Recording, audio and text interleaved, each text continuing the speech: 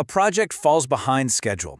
The immediate response is often to add more people to speed it up. And yet, so often, the work slows down even more after they arrive.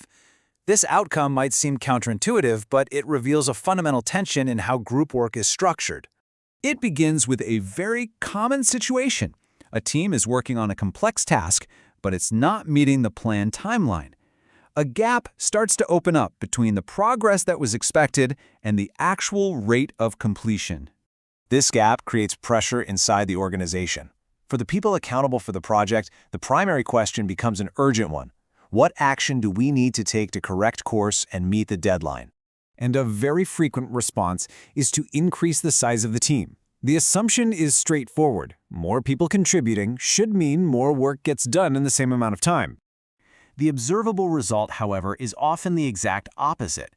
Instead of accelerating, the project's momentum can actually decrease.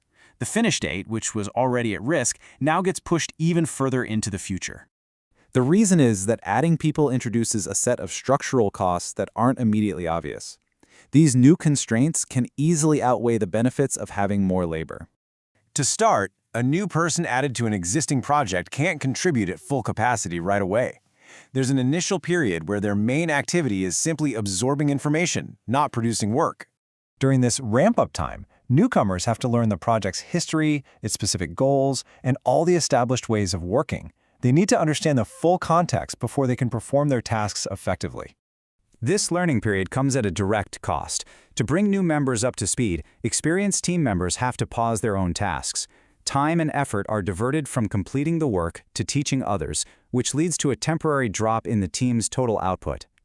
While that initial dip in output is temporary, a more significant and lasting effect comes from the growing need for coordination as a team gets larger. The number of potential communication channels between team members doesn't increase in a straight line. With each new person, the number of connections required to keep everyone aligned grows at an accelerating rate. For example, with a team of 2, there's only one line of communication. Information can be shared directly, with minimal effort. But if the team size just doubles to 4 people, the number of communication paths doesn't double, it jumps to 6. The effort required to keep everyone informed and synchronized has now grown substantially.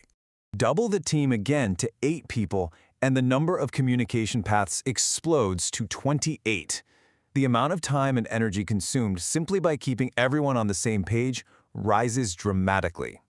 The practical outcome of this is that as a team grows, an increasing portion of its time is spent on coordination, things like meetings and status updates, leaving less time for the actual work of the project. Beyond the costs of bringing people on board and keeping them coordinated, there's another constraint, and it's found in the very nature of the task the team is trying to accomplish.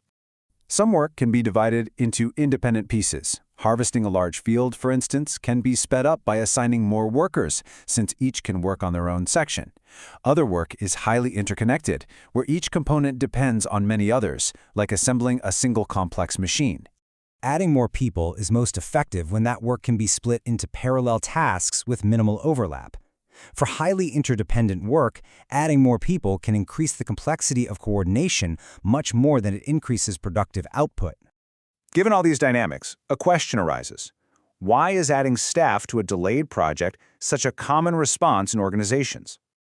The decision is often not an error in calculation, but a rational action when you view it through the lens of organizational incentives and the simple need for visible responses. From a management perspective, a project that is visibly failing requires action. Inaction can be seen as a failure of leadership, so there's strong pressure to make a decisive change. In this context, reallocating budget and assigning more people is one of the most tangible and easily communicated actions available. It signals to everyone watching that the problem is being addressed seriously.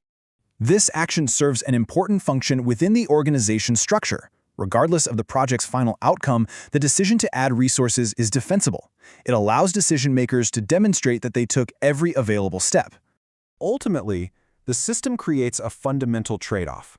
Each new person adds potential capacity, but they also introduce the rapidly growing and often underestimated cost of coordinating their effort with the rest of the team.